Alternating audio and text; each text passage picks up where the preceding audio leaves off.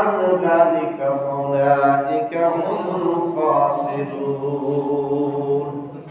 একটু শুনেন মনোযোগ দিয়ে হজ এবং যাকাতের গুরুত্ব কাদের উপর হজ আমার এই বংশীনগর সমাজের ভিতরে অনেক মানুষ আছে যাদের হজ একবার না ডাবল খরচ হয়ে গেছে জীবন তো যাই নাই মানে একবারও তো যাই নাই তার উপর ডাবল হয়ে গেছে এক আজি শাহ তার ওষুধের দোকানে লেখছে ডাবল আজি দাওয়া তে মানুষ জিজ্ঞাসা করে যে হজ করে আইছে জীবনে তো শুনছি যে হজ করলে হাজি হয় এই দোকানের নাম ডাবল আজি দাওয়াখানা কারণ নাকি তো বাইরে জিজ্ঞাসা করছে ভাই আপনার দোকানের নাম ডাবল আজি দাওয়াখানা দিচ্ছেন কেন হয় যে আমি যে এই দুইবার হজ করছি এই জন্য আমি ডাবল আজি দাওয়াখানা দিচ্ছি ওই কয়বার হজ করছে দুইবার হজ করছে মানুষ যদি একই কাজ করে কয় কি ডাবল কয় তাই না ইংরেজিতে ডাবল কয় এই জন্য উনি দিছে যে আমি দুইবার হজ করছি এই জন্য আমার দোকানের নাম দিছি ডাবল আজি দাওয়াখানা আর আমরা জীবনে একবারই করি নাই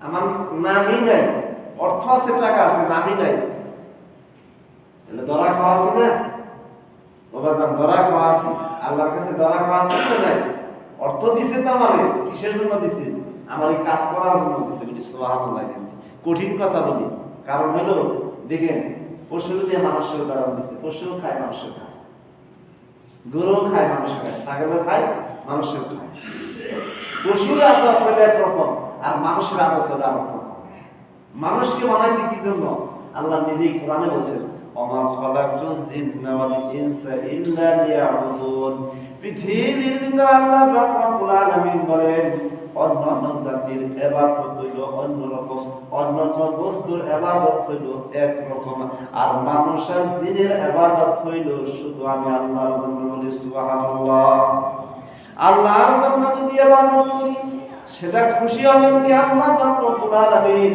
আল্লাহ কোরআনুল কারীমের ভিতরে বলেছেন ইয়া আইয়ুহাল্লাযিনা আমানু লা তুলহিকুম আমওয়ালুকুম ওয়ালা আওলাদুকুম আন যিকরিল্লাহ ওয়া মা ইয়াফআলু যালিকা ফাউলাইকা হুমুল খাসিরুন আল্লাহ ডাকতে বলেন হে ইমানদার তুমি সাবধান হও তোমার ধন তোমার সম্পদ তোমার সন্তান সন্ততি তুমি আল্লাহর স্মরণ হইতে জিকির হইতে গাফিল হইও না অমনোযোগী হইও না যদি তুমি অমনোযোগী হও তাহলে তুমি ক্ষতির ভিতরে পড়ে যাবে আমার আল্লাহ পরে আয়াতে বলেন ওয়ানফিকু মিম্মা রাযাকাকুম মিন ক্বাবলি আইয়াতাহাদাকুমুল মাউত ফায়াকুলা রাব্বি লাউলা আখখারতানি ইলা আজালিন করিব ফাসাদদাকাকুম মিনাস সালিহিন আমার আল্লাহ ডাকতে বলেন ওয়ানফিকু আমি জান্নাত পাক রব্বুল আলামিন দুনিয়ার জমিনে তোমারে উত্তম রিজিক দিয়েছি উত্তম ব্যবস্থা করে দিয়েছি উত্তম ফসল দান করেছি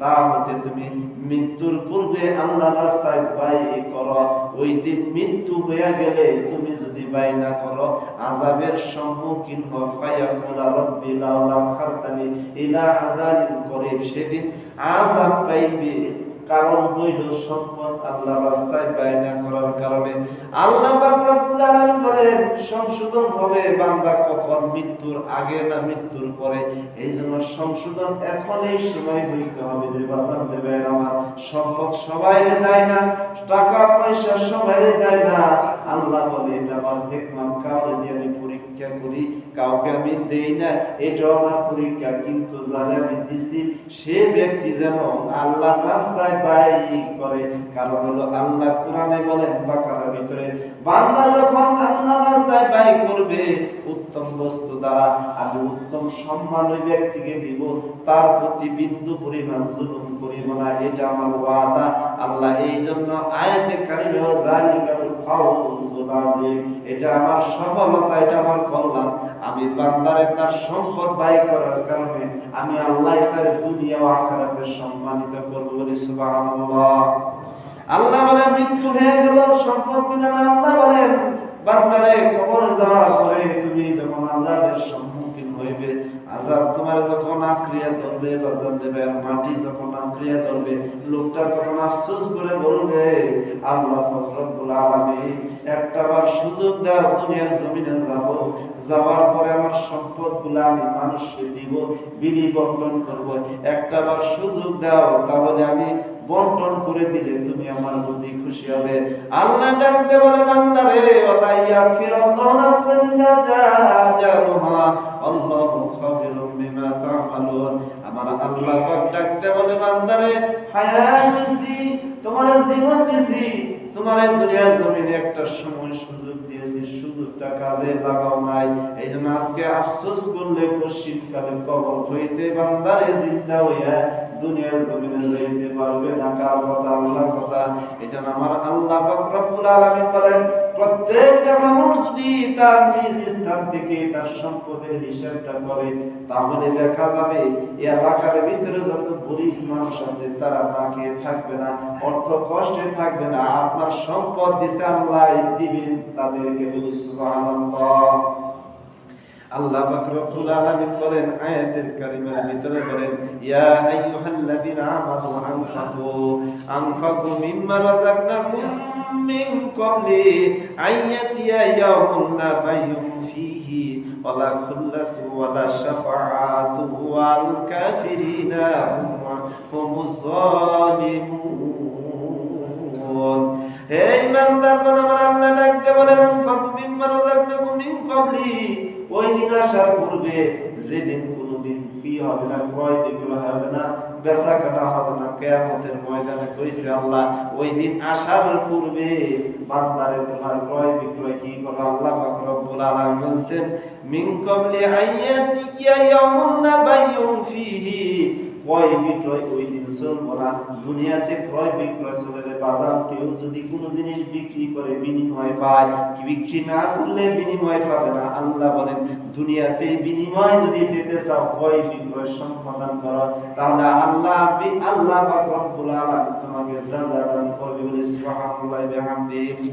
আল্লাহ পাক রব্বুল আলামিন কুরআনুল কারীম সূরা তাওবার 111 নম্বর আয়াতে বলেন, আল্লাহ পাক রব্বুল আলামিন বলেন কুরআনুল কারীমের ভিতরে বান্দারে তোমার জান মাল দ্বারা কি করো? আল্লাহ পাক রব্বুল আলামিন বলেন বান্দার হে ঈমানদার বান্দার জান মাল আমি আল্লাহ খরিদ করে নিয়েছি, বিনিময়ে আমি আল্লাহ তাদেরকে সুসংবাদ দিয়েছি, তাদের জন্য আমি জান্নাতের বিনিময়ে তাদের জান আর মাল আমি খরিদ করেছি। বলি সুবহানাল্লাহ। তারা কখনো মৃত্যু হবে, কখনো তারা মানুষকে নিহত করবে। যুদ্ধের ময়দানে বলা হয়েছে তারা নিজেরা মৃত্যুবরণ করবে, কোন সময় আল্লাহ তারা নিজেরা মৃত্যুবরণ করবে। আল্লাহ পাক রব্বুল আলামিন বলেন তারা আমার ওয়াদা, আমার খেলা, আমার কাজগুলা সঠিকভাবে সম্পাদন করেছে, আমি হুকুম করেছি আর হুকুমের গোলাম হয়ে গেছে, নিজের জীবনটা যুদ্ধের ময়দানে দিতেও পরোয়া করে না। সুবহানাল্লাহ। আজকে বিশ্বের মুসলমান একটা দিকে একটা সমস্যা, ইরান একাই, ইয়েমেন একাই, তারা কি করতেছে বিশ্বের ইহুদিদের উপরে তারা যে শক্তিশালী, তারা যে রকম কঠোর, বিশ্বের সব মুসলমান, এই যে মুসলমানের মধ্যে মুনাফিক সবচেয়ে বেশি। মুসলমানের ভিতরে মুনাফিক বেশি। মুনাফিকের শর্ত হইল যে তারা নিজের জান মালকে হেফাজত করার জন্য ইহুদিদের সাথে কি করবে? সম্পর্ক রাখবে। এটা হলো মুনাফিকদের ছিল, লক্ষণ ছিল। এটা একটা হাদিস দলিল। এই জন্য বর্তমান বিশ্বে দেখেন মুসলমানকে মারে আর অন্যান্য দেশগুলো তাকিয়ে থাকে, দেখে, যার কারণে একটা দেশই বিশ্বের মধ্যে ইরান, তারপরে ইয়েমেন, এরা কি করতেছে? মুসলমানদের মারে বিদায় তারা নিজেদের শক্তি প্রয়োগ করে ওই ইহুদিদেরকে ধ্বংস করে, ইহুদিদেরকে মারে। কিন্তু বিশ্বের অন্য মুসলমান কিন্তু তাকিয়ে থাকে, দেখে। এই তো মুসলমানের পরিচয়। এই জন্য সাহাবী আজমাইন ছিলেন, রাসূল যুদ্ধে ডাক দিয়েছেন, জীবনের মায়া না করে, প্রাণের মায়া না করে, সম্পদের মায়া না করে, স্ত্রীর মহব্বত না করে, সন্তানের মহব্বত না করে আল্লাহ ডাক দিছে আমি যুদ্ধে যাব, শহীদ হবো, তো আল্লাহ রাস্তায় শহীদ হয়েছে। সুবহানাল্লাহ। এক সাহাবী খেজুর খাইতেছে, হযরত উমাইর রাদিয়াল্লাহু আনহু খেজুর খাইতেছে, এদিকে যুদ্ধের সময় হয়ে গেছে, বদরের যুদ্ধে। তো উনি খেজুর খাইতেছেন আর চিন্তা করতেছেন, উনি উসালম্বা ছিলেন, দীর্ঘ একটা মানুষ ছিলেন সাহাবা আজমাইনের ভিতরে, সবচেয়ে উসালম্বা সুন্দর ছিল।